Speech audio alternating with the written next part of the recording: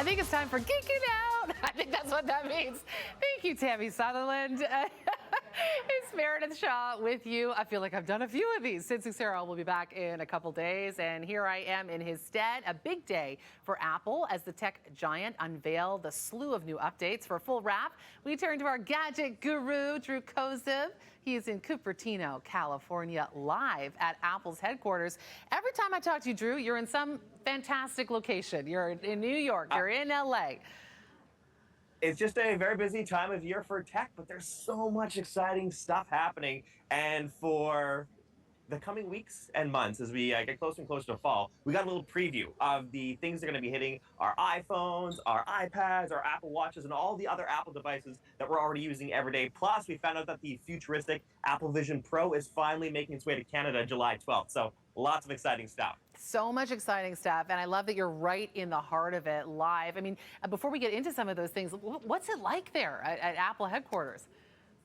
I feel like I'm on a movie set at all times. Like, this is people's work environment, but it is just so surreal walking around because everything looks so cool, so modern, so futuristic. And like, we're in a city, but it looks like you're in the middle of nature. So it is a very cool campus to explore. Well, I love that you're there bringing us all the hot tea in gadget land. Let's talk about one of the things that they unveiled yesterday, customization.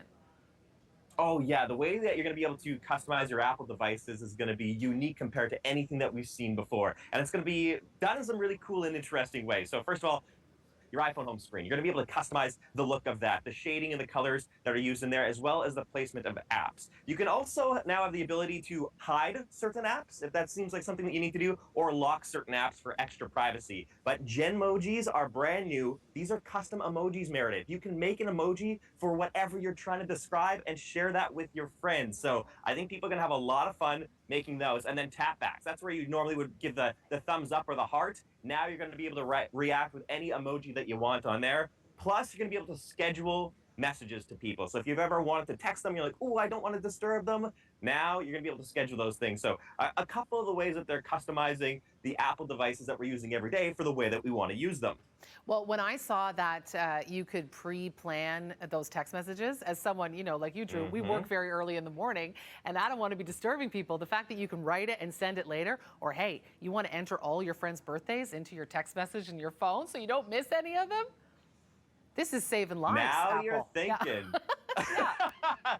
Friendships for sure. Friendships for sure. And they're making it more easy to use. That's one of the things Apple does so well. But how are they making it even easier?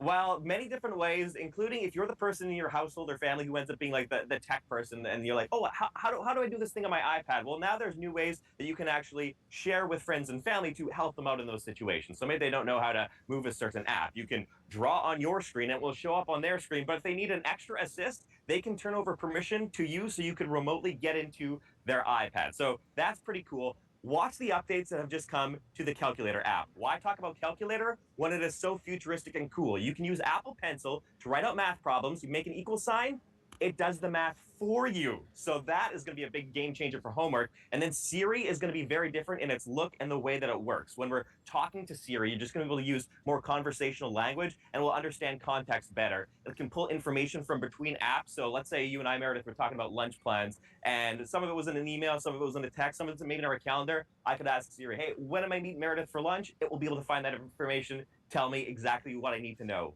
Oh, wow. I love that. Yeah, because we're having conversations on so many different platforms. It's hard to remember where we're talking to who, when.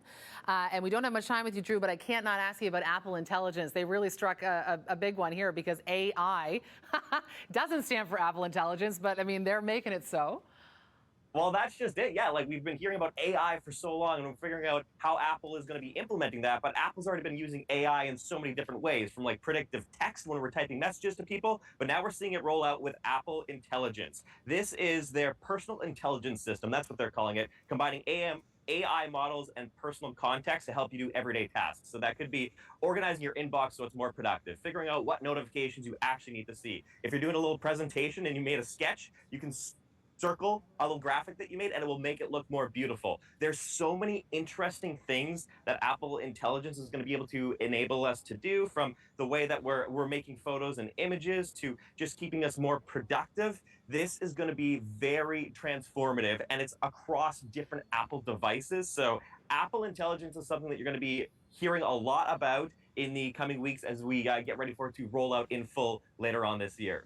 Drew Kozub, always good to break stuff down with you, live from Cupertino, Apple headquarters. And if we don't see you before Sunday, happy Father's Day, Drew. Thank you so much, Meredith. I appreciate that. Happy Father's Day. Always good to talk to you, Drew. That is Geeking Out. Coming up next, roots rock artist Adrian Sutherland drops by to chat about his new album, and he's got a special performance for us in Cree. You do not want to miss this. One of Canada's best, right here in the BT studios, coming up next.